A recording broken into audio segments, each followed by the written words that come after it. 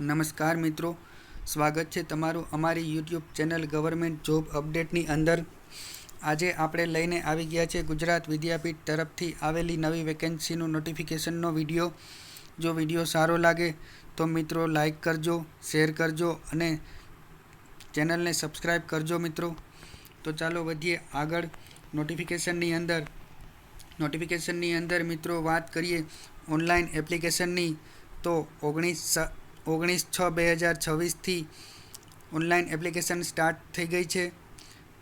Last ડેટની મિત્રો વાત કરીએ ઓનલાઈન એપ્લિકેશનની, તો 19/7/2026 લાસ્ટ ડેટ રહેવાની છે. ત્યારબાદ મિત્રો વાત કરીએ કે હાર્ડ કોપી મોકલવાની રહેશે એપ્લિકેશનની, તો તેની લાસ્ટ ડેટ રહેશે 29/7/2026. ત્યારબાદ મિત્રો વાત કરીએ કે આ વેકેન્સી કઈ જગ્યાએ આવેલી છે, તો કૃષિ વિજ્ઞાન કેન્દ્ર રાંધેજા, તાલુકો ડિસ્ટ્રિક્ટ ગાંધીનગરની અંદર આ વેકેન્સી આવેલી છે. 1 નંબર ઉપર મિત્રો વેકેન્સી બતાવેલી છે સબ્જેક્ટ મેટર સ્પેશિયાલિસ્ટની, એગ્રીકલ્ચર એન્જિનિયરિંગની એક વેકેન્સી છે મિત્રો. પે સ્કેલની વાત કરીએ તો લેવલ 10 પ્રમાણેનું પે સ્કેલ મળશે.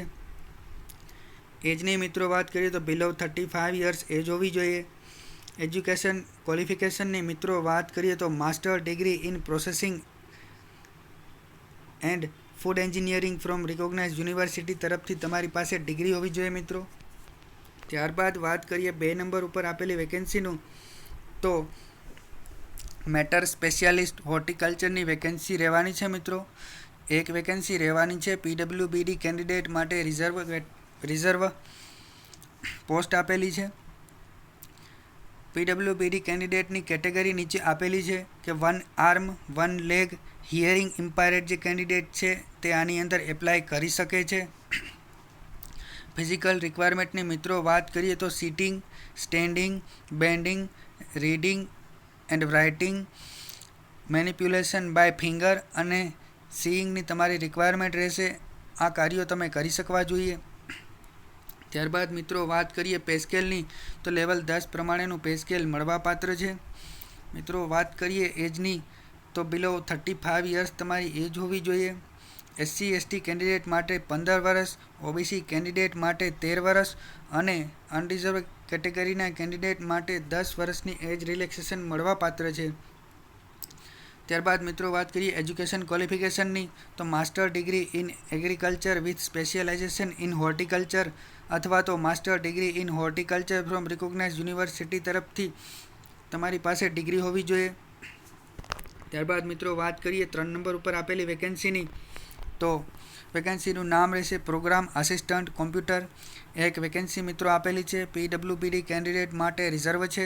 PWBD કેન્ડિડેટની કેટેગરી આપેલી છે 1 arm 1 leg 1 arm and leg hearing impaired જે કેટેગરીના કેન્ડિડેટ છે તે આની અંદર એપ્લાય કરી શકે છે. ફિઝિકલ રિક્વાયરમેન્ટની મિત્રો વાત કરીએ તો sitting, bending, seeing, reading and writing, manipulation by finger, standing, walking આ બધું તમે કામ કરી શકતા હોવા જોઈએ. પે સ્કેલની મિત્રો વાત કરીએ તો લેવલ 6 પ્રમાણે પે સ્કેલ મળવાપાત્ર છે.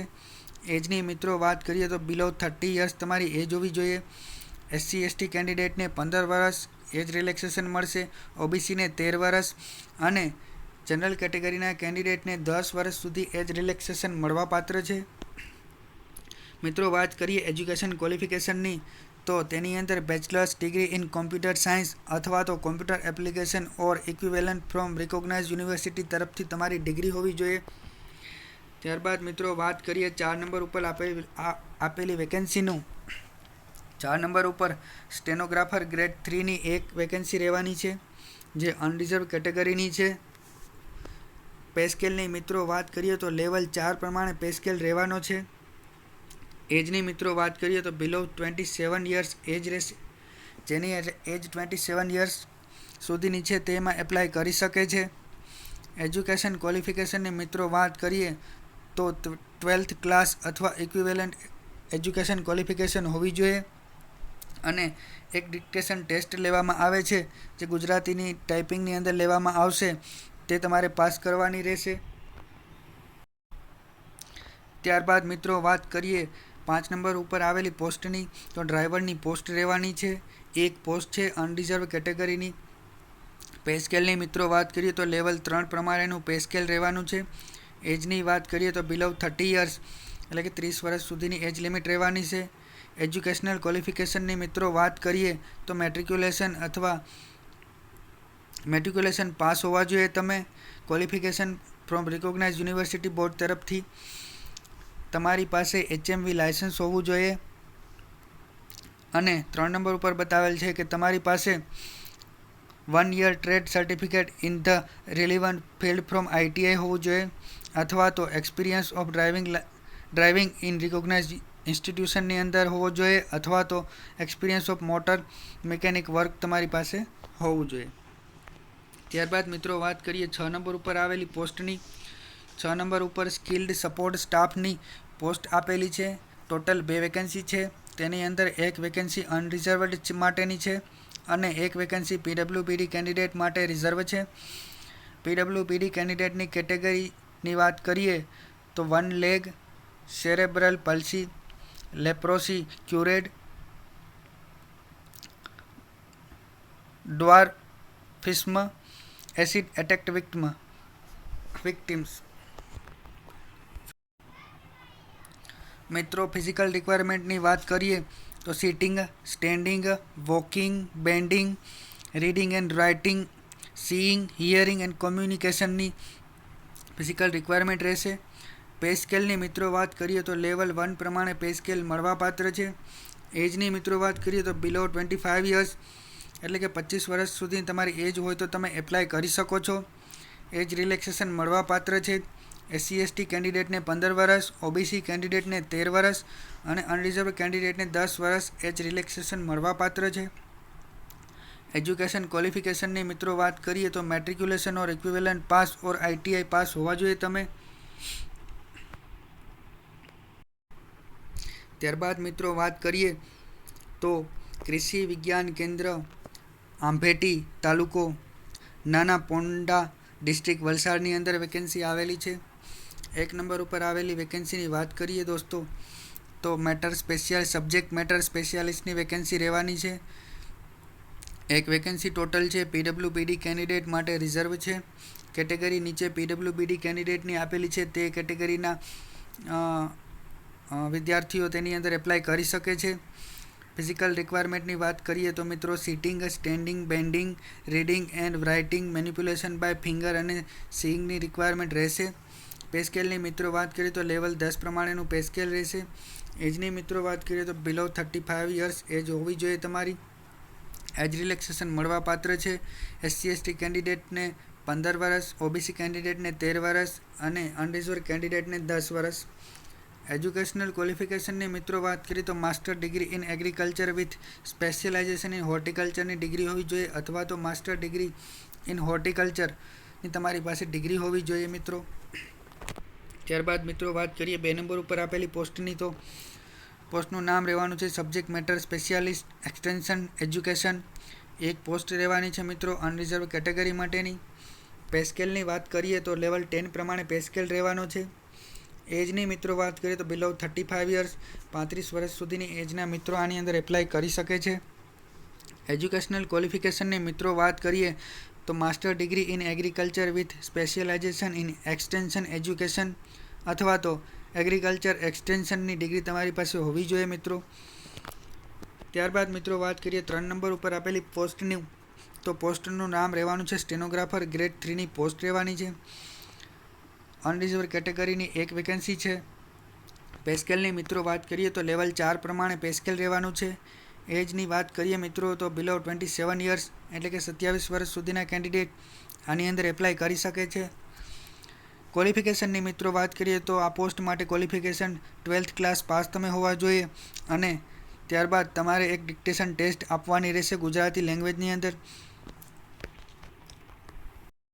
ત્યારબાદ મિત્રો વાત કરીએ 4 નંબર ઉપર આપેલી પોસ્ટની તો 4 નંબર ઉપર સ્કિલ્ડ સપોર્ટ સ્ટાફની એક પોસ્ટ આપેલી છે જે PWBD કેન્ડિડેટ માટે રિઝર્વ છે. PWBD કેન્ડિડેટની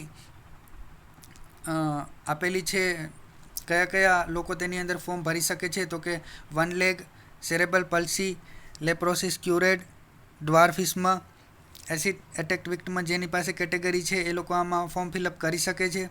ફિઝિકલ રિક્વાયરમેન્ટ શું રહેશે મિત્રો? તો કે sitting, standing, walking, bending, reading and writing, seeing, hearing અને કોમ્યુનિકેશનની રિક્વાયરમેન્ટ રહેશે. પે સ્કેલની મિત્રો વાત કરીએ તો પે લેવલ 1 પ્રમાણે પે સ્કેલ મળશે. એજની વાત કરીએ મિત્રો તો બિલો 25 યર્સ એજ હોવી જોઈએ તમારી. એજ રિલેક્સેશન મળવાપાત્ર છે. SC/ST કેન્ડિડેટ 15 વર્ષ, OBC કેન્ડિડેટ 13 વર્ષ અને જનરલ કેટેગરીના કેન્ડિડેટને 10 વર્ષ મળવાપાત્ર છે. એજ્યુકેશનલ ક્વોલિફિકેશનની મિત્રો વાત કરીએ તો મેટ્રિક્યુલેશન ઓર ઇક્વિવેલન્ટ તમારી પાસે હોવું જોઈએ ક્વોલિફિકેશન, અથવા તો ITI તમે પાસ હોવા જોઈએ. ત્યારબાદ મિત્રો વાત કરીએ કૃષિ વિજ્ઞાન કેન્દ્ર દેથાલી, તાલુકો ડિસ્ટ્રિક્ટ ખેડાની અંદર વેકેન્સી આવેલી છે. 1 નંબરની પોસ્ટની મિત્રો વાત કરીએ તો સબ્જેક્ટ મેટર સ્પેશિયાલિસ્ટની વેકેન્સી આપેલી છે. એક્સટેન્શન એજ્યુકેશન એક પોસ્ટ રહેવાની છે મિત્રો. અનરિઝર્વ કેટેગરીની પે સ્કેલની વાત કરીએ તો લેવલ 10 પ્રમાણે પે સ્કેલ મળશે. એજની વાત કરીએ તો બિલો 35 યર્સ તમારી એજ હોવી જોઈએ. એજ્યુકેશન ક્વોલિફિકેશનની વાત કરીએ તો master degree in agriculture with specialization in extension education, અથવા તો એગ્રીકલ્ચર એક્સટેન્શનની તમારી પાસે યુનિવર્સિટી તરફથી ડિગ્રી હોવી જોઈએ. ત્યારબાદ મિત્રો વાત કરીએ 2 નંબર ઉપર આપેલી પોસ્ટની. 2 નંબર ઉપર સ્કિલ સપોર્ટ સ્ટાફની એક પોસ્ટ આપેલી છે, જે PWBD કેન્ડિડેટ માટેની રિઝર્વ પોસ્ટ છે.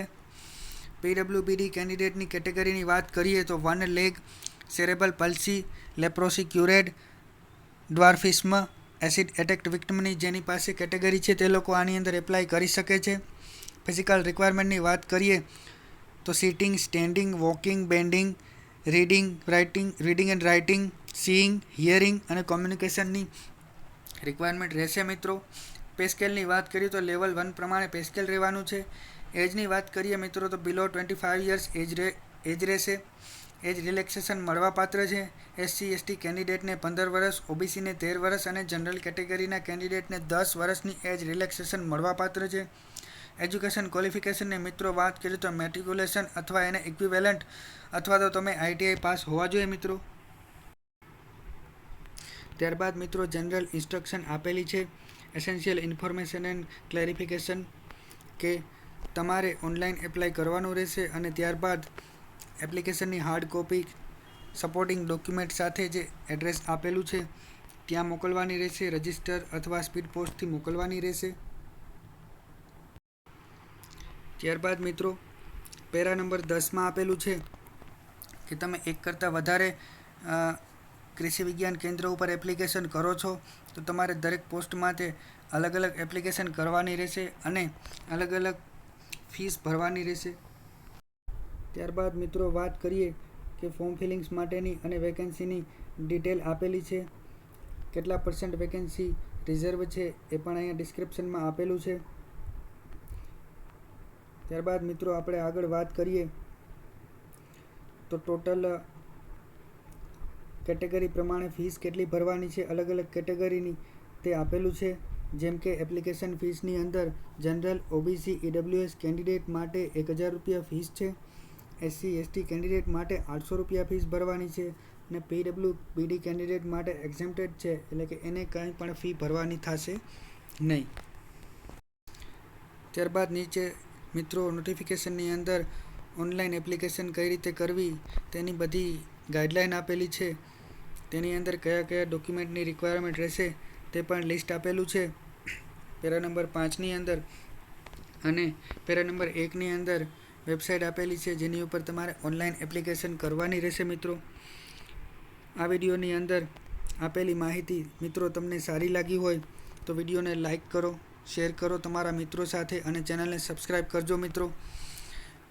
ડિસ્ક્રિપ્શનની અંદર વિડીયોની નોટિફિકેશનની PDF ની લિંક અને એપ્લિકેશનની લિંક મિત્રો આપેલી છે, તો ત્યાં જઈ અને એપ્લિકેશન કરી દો અને નોટિફિકેશનની લિંક પણ આપેલી છે, તો નોટિફિકેશન ડાઉનલોડ કરી લેશો મિત્રો. વિડીયો સારો લાગ્યો હોય તો લાઈક કરો, શેર કરો તમારા મિત્રો સાથે અને ચેનલને સબસ્ક્રાઈબ કરો મિત્રો. તો મળીએ આગલા વિડીયોમાં મિત્રો. જય હિન્દ, જય ભારત.